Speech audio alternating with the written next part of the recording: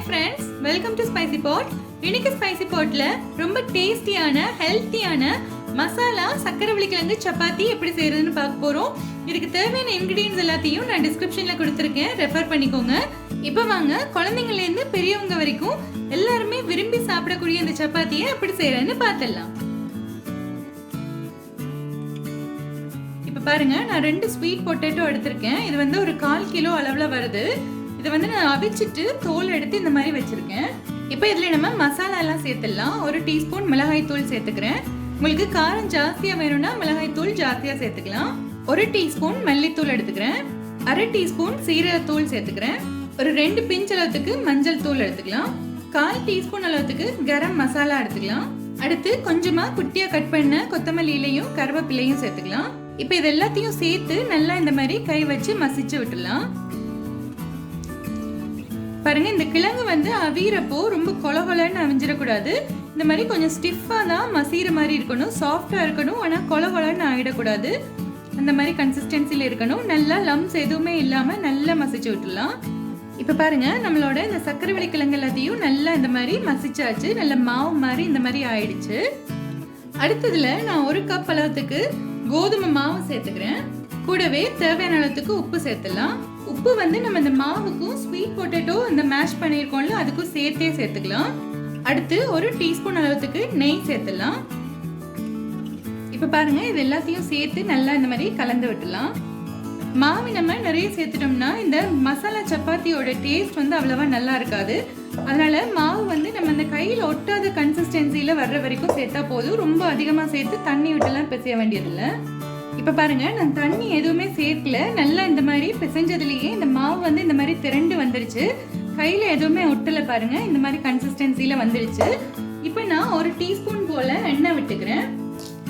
இதையும் சேர்த்து இந்த மாதிரி நல்லா அப்படியே பிசைஞ்சு விட்டுருவோம் ஒரு தடவை.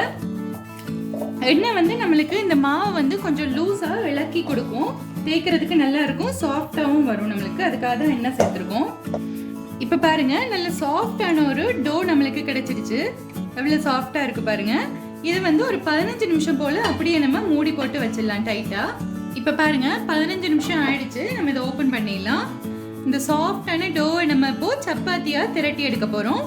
இப்போ பாருங்க, இதுல இருந்து நம்ம ஒரு சின்ன சைஸ் அளவுக்கு பால் எடுத்துடலாம். சப்பாத்தி எவ்வளோ சைஸில் செய்வீங்களோ அந்த அளவுக்கு எடுத்துடலாம். இதை வந்து உள்ள கையில் வச்சு இந்த மாதிரி நல்லா அழுத்தி உருட்டி விட்டுடலாம்.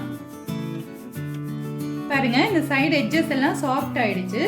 இப்போ வந்து இது தேய்க்கிறதுக்காக கொஞ்சமா கோதுமை மாவு நான் இந்த கட்டிலையும் போட்டுக்கிறேன். அவ்வளவுதான். இதை வந்து நம்ம இப்போ நார்மலான சப்பாத்தி தேய்க்கிற மாதிரி இப்படி தேய்ச்சி விட்டுடலாம்.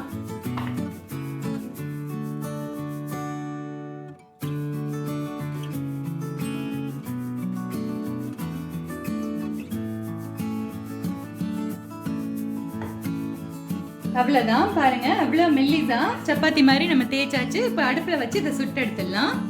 இப்போ பாருங்க, அடுப்புல ஒரு சப்பாத்தி கல்லு வச்சு நல்லா காஞ்சிட்டு இருக்கு.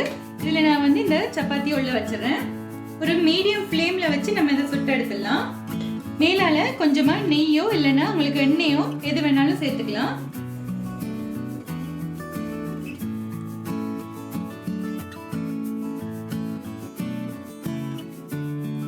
இப்ப பாருங்க, ஒரு சைடுல இந்த மாதிரி கலர் மாறி வெந்துட்டே வருது. மேலால பபிள்ஸ் எல்லாம் வந்துட்டு இருக்கு. இப்ப நம்ம இதை திருப்பி போட்டுடலாம். இப்ப அடுத்த சைட்லயும் நல்லா வெந்திருக்கும். திருப்பி பார்த்துடலாம். பாருங்க, பிரவுன் கலர்ல ஆயிடுச்சு. அவ்வளவுதான். இது வந்து நம்ம இப்போ பிளேட்ல வெளியில எடுத்துடலாம். இப்ப இதே மாதிரி இந்த சூடான கல்லுல நம்ம கிட்ட இருக்கிற எல்லா சப்பாத்தியும் ஒன்னொன்னா சுட்டு எடுத்துடலாம். இப்ப பாத்தீங்களா ஃப்ரெண்ட்ஸ், ரொம்ப டேஸ்டியான ஸ்வீட் பொட்டேட்டோ சப்பாத்தி நம்மளுக்கு கிடைச்சிருச்சு. இன்னைக்கு நாம செஞ்ச அளவுல நம்மளுக்கு 7 சப்பாத்தி கிடைச்சிருக்கு, இந்த மாதிரி மீடியம் சைஸ்ல. இப்ப பாருங்க, இந்த சப்பாத்தி நான் உங்களுக்கு பிச்சு காமிக்கிறேன். எவ்வளவு சாஃப்டா பெய்யுதுன்னு பாருங்க. உங்களுக்கு இதை பாக்குறப்பவே ஃபீல் ஆகும். நார்மலா நம்ம செய்யற சப்பாத்தியை விட இது ரொம்ப ரொம்ப சாஃப்டா இருக்கும். வாயில வச்சதுமே அப்படியே கரைஞ்சு போற மாதிரி இருக்கும். சின்ன குழந்தைங்கள்ல இருந்து பெரியவங்க வரைக்கும் எல்லாருமே விரும்பி சாப்பிடுவாங்க. ரொம்ப ரொம்ப சத்தானதும் கூட. சக்கரவள்ளி கிழங்க நம்ம அப்படியே அவிச்சு கொடுத்தா குழந்தைங்களுக்கு சாப்பிட்றதுக்கு அவ்வளவா விருப்பம் இருக்காது. இந்த மாதிரி சப்பாத்தியா செஞ்சு கொடுத்தோம்னா ரொம்ப ரொம்ப நல்லா இருக்கும். இன்னும் நிறைய சக்கரவள்ளி கிழங்கு ரெசிபிஸ் எல்லாம் நான் கீழே டிஸ்கிரிப்ஷன்ல கொடுத்துருக்கேன், பாருங்க.